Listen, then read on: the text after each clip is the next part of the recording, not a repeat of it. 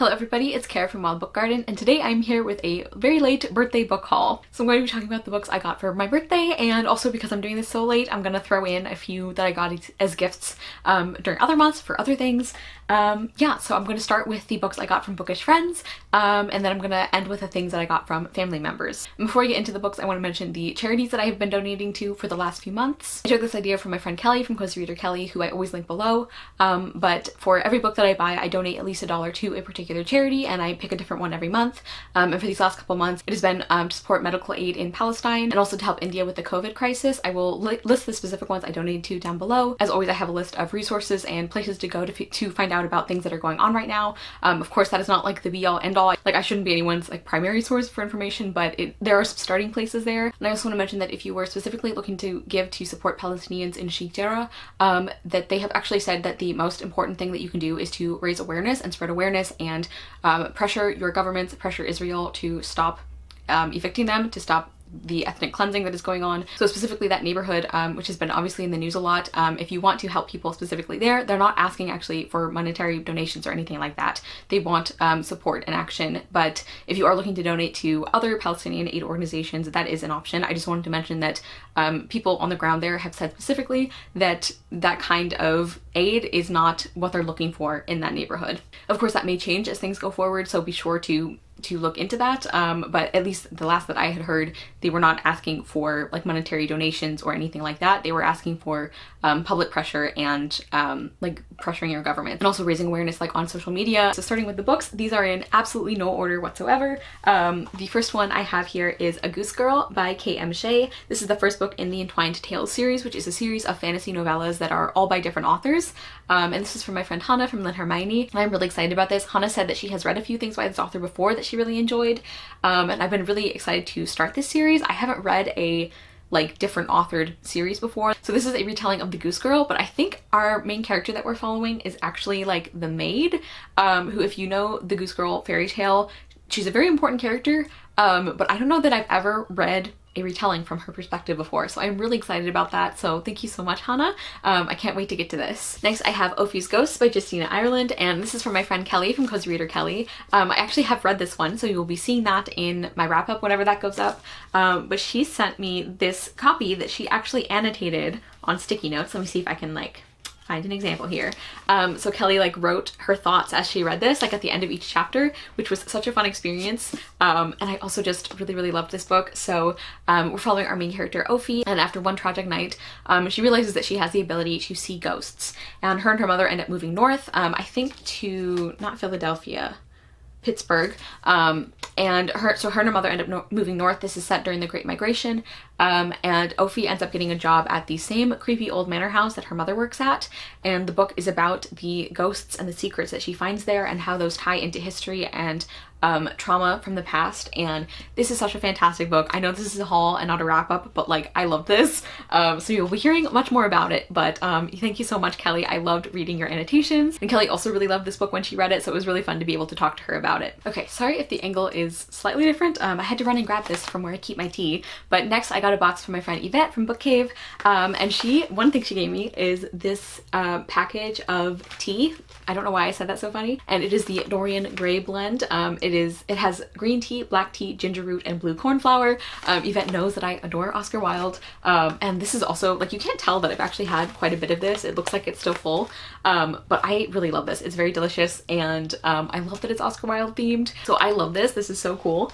And then she also gave me this really cool, like, kind of journal or notebook that has Jane Austen, like a Jane Austen design on the front, and it's got this really cool, like, nice thick paper, and it comes with these like fun little like stamp things or cards, and I am really excited that like I'm starting to transfer like favorite quotes that I have collected this year, because I'm actually trying to do that this year. I'm very bad at collecting quotes, but I'm going to be putting them in this book, and I am just really excited about this. I've started doing it already, but it's not like done yet, so I'm not going to show you, but thank you so much, Yvette, and this is great. Like, this is actually going to make me somebody who holds on to quotes instead of wishing I did and being irritated at myself later. And then she also gave me Antigone Rising, The Subversive Power of the Ancient Myths by Helen Morales. And I actually read this past month in June, so you will hear more about this one as well. But I really, really enjoyed this. This is a nonfiction book that talks about the ancient myths. So I think primarily Greek. I don't think she goes into Roman too much.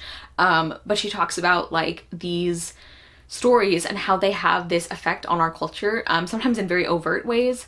Like, I did not realize that Hippocrates, I think it was Hippocrates, has such a massive influence on modern diet culture. That was very interesting and very infuriating, because people misinterpret his quotes so that they can sell diets, which is just gross. So sometimes it's in very overt ways, but sometimes it's in just like these cultural assumptions or like cultural underpinnings, I guess is what I'm trying to say. So this was really interesting and you will hear more about it. But yeah, I really, really enjoyed this and the way that she like talked about the classics and everything. Then my friend Hannah from Snow White Reader sent me Places No One Knows by Brenna Yovanov.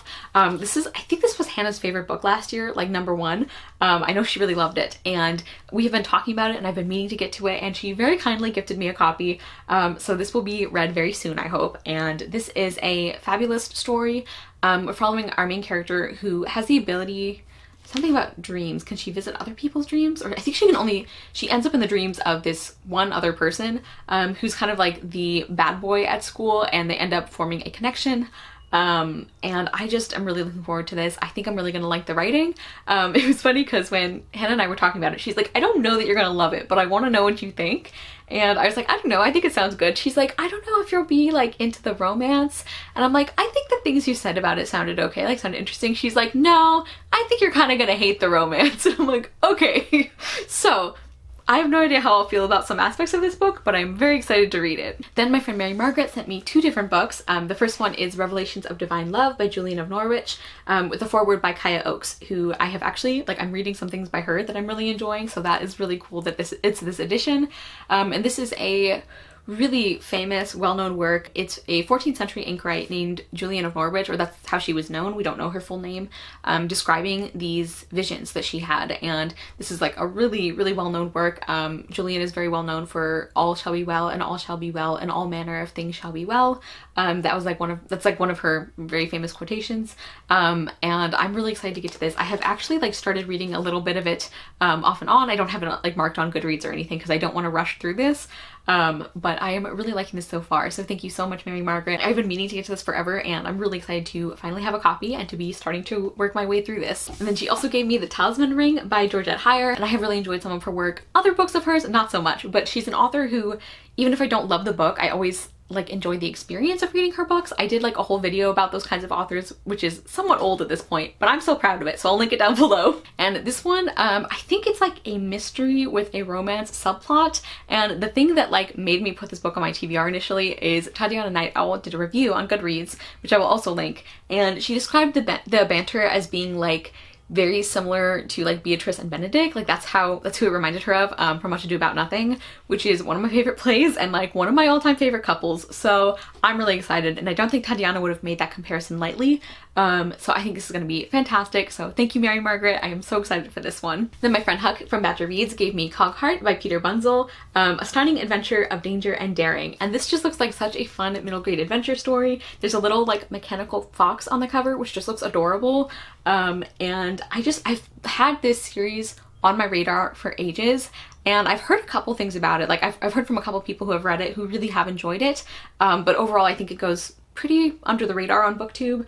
And I haven't read anything by Peter Bunzel before, but this just sounds wonderful. I think it's also, is this also like a murder mystery maybe? I don't know. Sounds like there's going to be some adventure, maybe some mystery, some creepy aspects. Again, there's a cute little mechanical fox, so I think this is just going to be so interesting and so much fun. So thank you, Huck. My friend Olivia Savannah from Olivia's Catastrophe gave me Women and Power, a manifesto by Mary Beard. This is a really short nonfiction work that is very well known, and this is another one that like I just keep meaning to get to and I haven't yet, so I'm so happy to have a copy now. And Mary Beard is a very well-known historian, and this is about it's about, I guess what the title says, women and power. So I think she goes like all the way back to like classical Greece, and talks about the relationship that women have had with power, and of course how men use power over women. And this is really short, but I've heard that it's just really fantastic and like really just very effective and thorough despite being so short, and I can't wait to get to this. I'm sure it's gonna make me very angry, but I am really excited to read it, and I think it's gonna be really well done. Then my friend Vendi from Caught Between Pages gave me 2 books. The first one is The 5th of March, A Story of the Boston Massacre by Anne Rinaldi. Anne Rinaldi is an author I've never read, but who has recently come to my attention as like a formative historical fiction author for a lot of people. I love historical fiction, and I've never read something from her, so I'm really excited about this. This is, as it says in the title, a story of the Boston Massacre. So the Boston Massacre was during the very beginning of the American Revolution, and basically what happened is a mob was attacking a group of redcoats, of British soldiers, and the redcoats fought back. They fired into the crowd and killed several people, and that became known as the Boston Massacre. And this book follows a girl who is a servant in the family, in the household of John Adams, who's a very important person in American history, and he became a president and everything. And he actually was a lawyer, and he agreed to represent the British soldiers, which like nobody else was willing to do. And that's like a very like famous story about him, and because he believed that they were justified in what they did, and that the mob of people was not completely innocent. And I just think this sounds so interesting.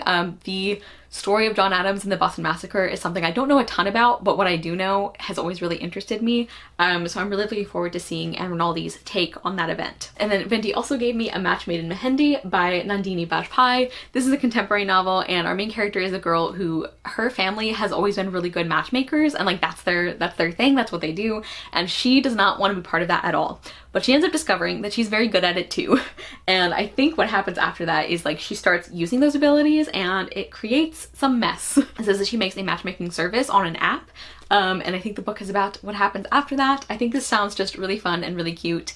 And yeah, I love this. Also, I love this like paperback cover. I think that's so cute, and I'm really looking forward to this one as well. This just sounds like it'll be a ton of fun. So thank you, Vendi, for both of these. Then my friend Julia from Shakespeare and Such sent me In the Night Garden by Catherine M. Valente, illustrated by Michael Kaluta.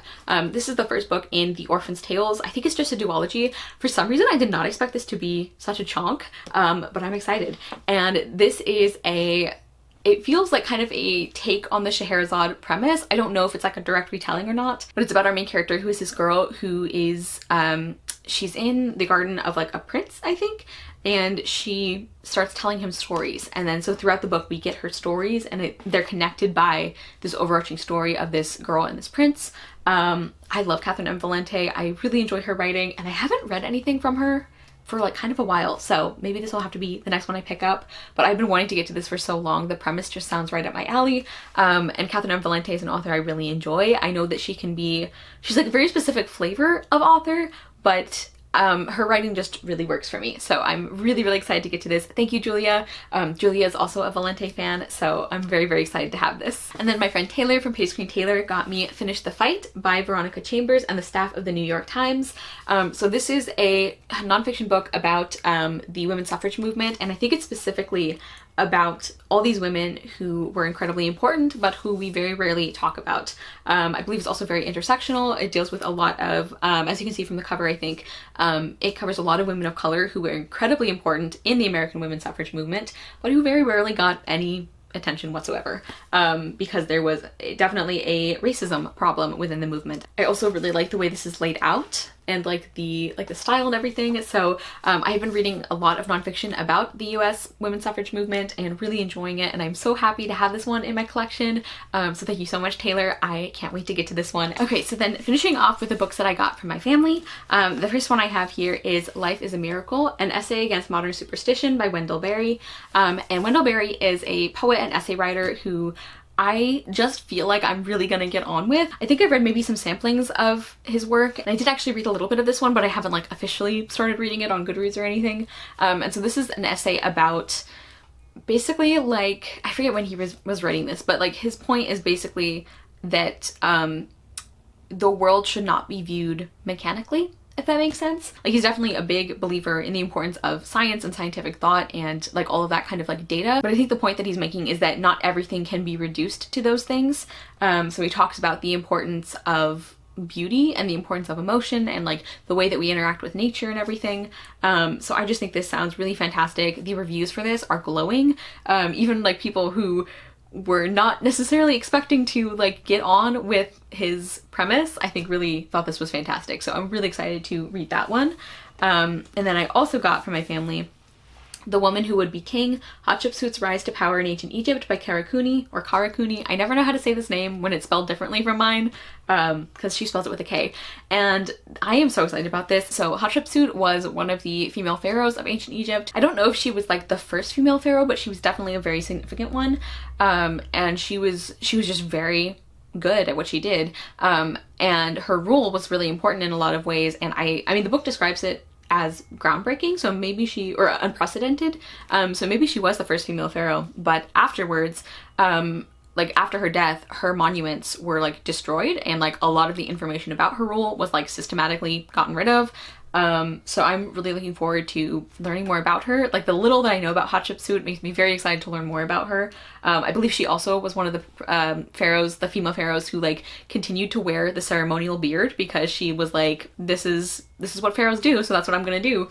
So yeah, I just think this sounds really, really fantastic, and I'm excited to get to that. And then I also have The Collected Fantasy of George MacDonald by, of course, George MacDonald. So this is a chunk of a book, but I'm so excited about this. So I recently read The Light Princess, which was a fairy tale by George MacDonald. I read that last year, I think, and I was just so surprised by how much I enjoyed it and how much I got out of it, and how such a short story still had like so much to think about and so many interesting themes.